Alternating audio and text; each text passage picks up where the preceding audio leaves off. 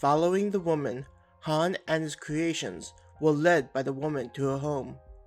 Though she stated that she was taking the plants to her neighbors, her home was several houses away.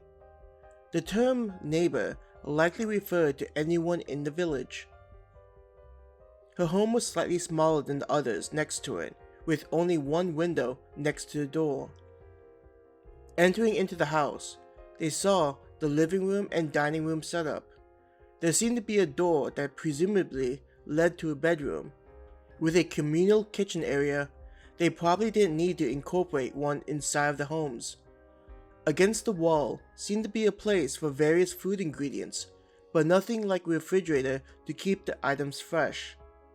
The people here must have a high turnover for food, considering it would all spoil quickly. Inside of her home was fairly empty looking, just the bare essentials.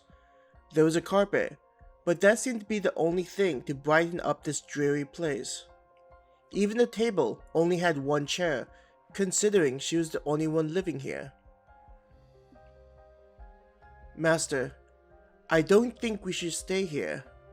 I can take us back to the stronghold, and you could sleep in your chambers. This place does not suit a being such as yourself, Helania whispered to him. The whispering wasn't due to her being considerate, but because she didn't want to reveal themselves without her master's permission. I do not mind staying here. I find this to be amusing, and this woman intrigues me, he informed them, ending any further discussions. As you wish, Helania intoned. She was not satisfied with the situation, but would fulfill her master's wishes. The woman looked back at them, looking embarrassed. I apologize for my home. Ever since I began living on my own, this size is all that I can afford. She tried to explain it to them. Nonsense. You are generous with your hospitality, allowing us to stay here when we have only met one another. Han expressed himself. If you have not eaten yet, please allow me to express our appreciation for your consideration. He estimated that it was slightly after midday now, so it wasn't likely that she had eaten if she spent her morning gathering those plants. Looking perplexed, the woman exclaimed, My lord, how can I expect you to prepare a meal for me? I will not hear another word. Do not concern yourself, and just enjoy my humble meal, Han said. Brittany, I would like you to bring me 4 steak meals. Also, include a refreshing fruit drink. Bring all the necessary things for 4 people. Han commanded his personal maid. Yes, master. I will bring everything to you forthwith, Brittany replied. Waving his hand, Han made 2 comfortable-looking sofas appear. The woman was startled by the sudden appearance of the 2 sofas. He sat down with Queen on his left and Helania on his right. With a sigh, Han relaxed into the couch and pulled the 2 towards him. The 2 of them squealed in delight from the sudden public display of affection. Seeing the woman looking dazed, he laughed and said, Have a seat. I assure you that these sofas are extremely comfortable to sit on. He attempted to reassure her. Sitting down and sinking into the sofa, the woman asked, How did you make these appear? I'm sure you understand that magic exists, correct? He inquired. And seeing her nod her head, he continued, You can think of me as being a simple magician. My companions, glancing over at Helania and Queen, and I are just taking the sights of this kingdom and happen upon its village. The way he said it made everything sound like such a simple task, which it was, but not for a human. I've never seen someone able to perform this kind of magic before. She tried to rationalize everything she was seeing and hearing. Just think of this as being a minor thing. Aside from this, I have another thing I want to demonstrate to show my appreciation. As he said this, a portal opened up, and several waitresses appeared, bringing a table, silverware, and other elaborate dining accessories. After they had set up everything, they curtsied to him and then proceeded into the portal. Brittany then came out with a single dish for him and was followed by other waitresses bringing in the remaining plates. The waitresses and Brittany then went off to the side so they could be ready to return anything needed. Sweeping his hand to indicate everything, Han asked, "I hope this is all to your taste. If the food is not to your liking, the waitresses can bring a different dish. Feel free to eat." Rubbing his hands in anticipation, Han began cutting up the steak and eating a piece. The beef was cooked to perfection, and he smiled at how amazing it tasted. Seeing that he had started eating, both Helania and Queen began. They looked elegant the way they moved their fork and knife. With their mannerisms, anyone would have thought them to be nobility. The woman initially hesitated, but seeing them eating, she also tried the food. When the steak went into her mouth, the taste was nothing like she had experienced before. Even back when her husband was able to bring in meat, it didn't taste like anything like what she was eating. The morsel seemed to dissolve in her mouth, so she barely needed to chew. Looking at her plate, she could see teardrops falling into her food. Touching her face, she realized that she was crying.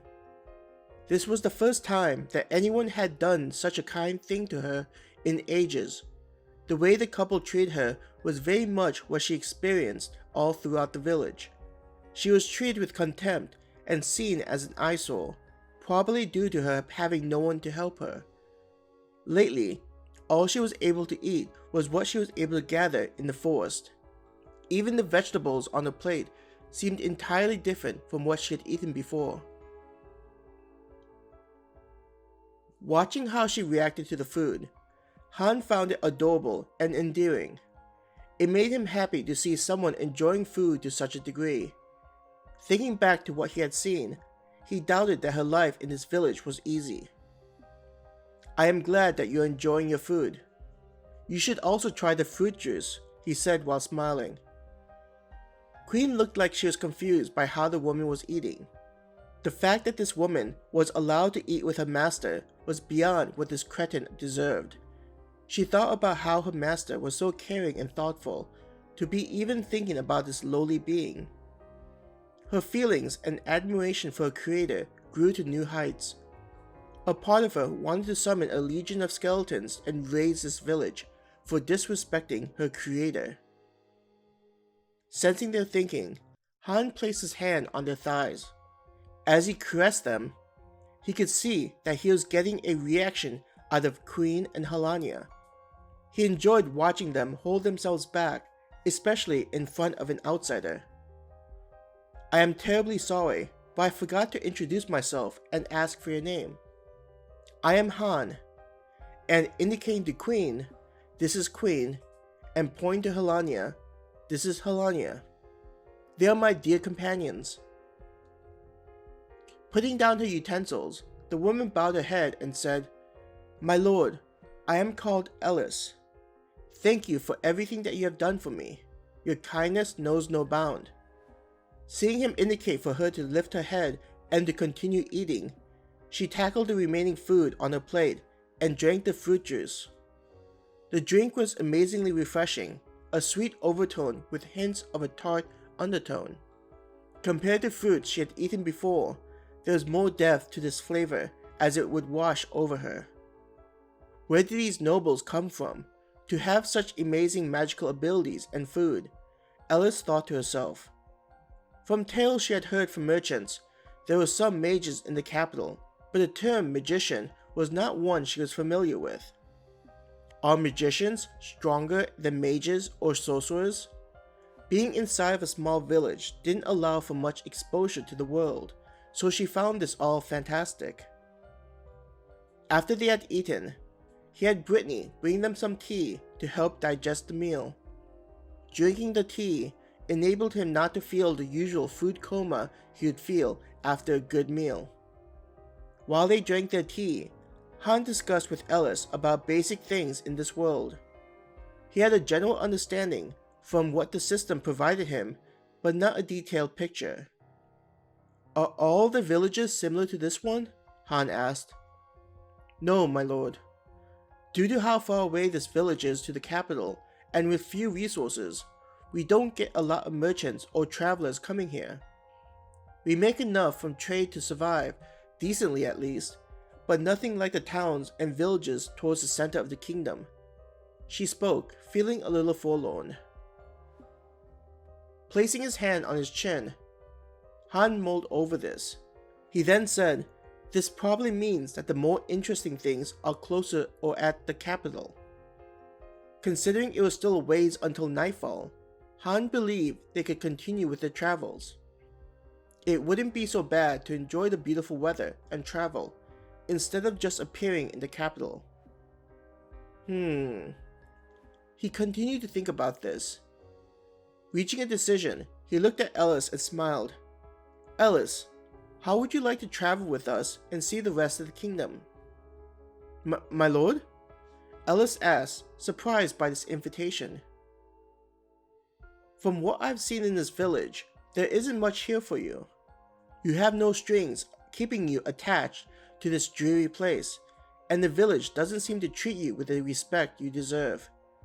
Also, I would enjoy having you around to help us with the local customs. I believe this would be beneficial for both parties," he reassured her. Calmly, he blew into the teacup he was cradling in his hands, enjoying the warmth of the tea. There was an enjoyable quality of drinking tea while talking about new events. A lot better than coffee, the way you get all jittery from the caffeine. Drinking the tea also gave you a semblance of looking calm and patient, making the other party think that such a request was only natural. After getting her cup filled with more tea and lightly added with milk and honey, Elis brought the cup to her lips and drank the cleansing beverage. She thought about what life outside the village would be like, no longer being verbally abused and getting to experience new and beautiful things. A part of her felt some pain, thinking about leaving behind the memories of a late husband, but she knew that this is what he would want her to do. Looking at Han, she answered, "My lord, please allow me to travel with you." "Fantastic," Han said, clapping his hands. Both Helania and Queen glanced at one another, enjoying their master looking so happy. They didn't understand why this woman needed to accompany them, but if their master was pleased, then that was all that mattered. The two of them could handle anything if she tried to harm their precious master, so they weren't concerned about this woman coming along. Looking around Elis's home, Han said, "Unless there are any objects of sentimental value, you won't be needing to worry about taking anything along with you." He then looked over at Brittany. "I will need you to prepare several outfits for Elis, so that she will have something to change into. Make sure they are outfits that showcase her figure. She doesn't need to look like some common village woman any longer." "Yes, master. I'll have one of the tailors prepare a wide selection for you to approve. They'll be ready by the end of the day," Brittany informed him. Seeing that she was dismissed, she indicated for the other waitresses to begin removing the food items they brought. Standing up, Han told them all, "Unless there are any other issues we need to go over, I feel like it is time for us to depart from this vapid place." Seeing Elis getting up and not refusing his idea, he nodded his head. Both Helania and Queen got up and made no complaints, as if his thoughts were only logical at the moment. Snapping his finger, Han made the two sofas disappear. Elis didn't react as strongly as she initially did when the couches appeared. Han thought that she would fit in with them well, unlike other humans. Heading to the door, Queen had opened it up for him, already allowing him to walk out of the confining home. This time, when Han looked around at the village, he didn't seem to see cheerful people, but instead spiritless individuals who only cared about themselves. He snorted at this place and headed to the other entrance, which faced the direction of the capital.